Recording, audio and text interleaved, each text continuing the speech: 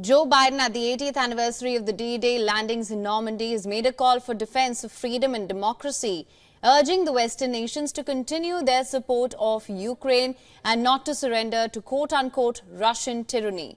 At a joint ceremony with France's Emmanuel Macron and U.S. veterans at the Normandy American Cemetery, Biden said it was simply unthinkable to surrender to Russian aggression, and he promised to not give up support for Ukraine.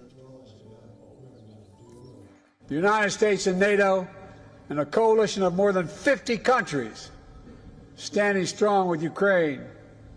We will not walk away.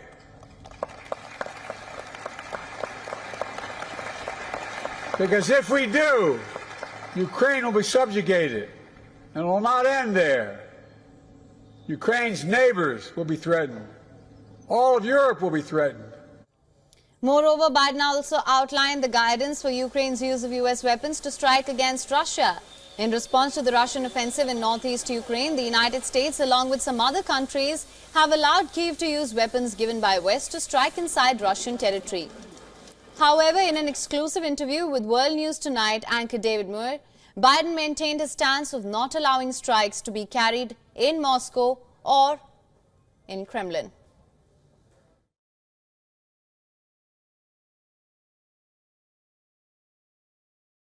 They're authorized to be used in proximity to the border when they're being used on the other side of the border to attack specific targets in Ukraine.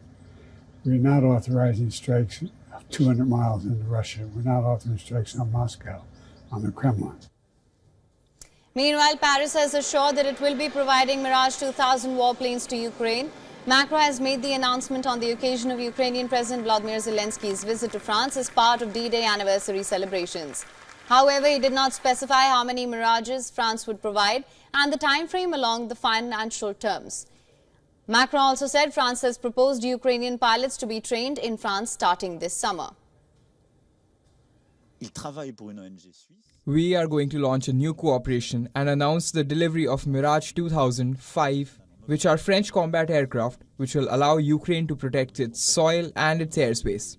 And so, starting tomorrow, we are going to launch a program to train pilots and transfer these planes, which will allow by the end of the year. France will speak for itself tomorrow, but above all, we are building a coalition with partners. Now, this comes in the backdrop of Russian President Vladimir Putin's interaction with the international media agencies during the St. Petersburg Economic Forum, where Putin, criticizing the Western arms supplies to Ukraine, argued that Moscow can supply weapons to other countries, threatening the West in return. If someone thinks it is possible to supply such weapons to a war zone to attack our territory and create problems for us, why don't we have the right to supply weapons of the same class to the regions of the world where there will be strikes on sensitive facilities of those countries that do this against Russia? For latest news, download the WION app and subscribe to our YouTube channel.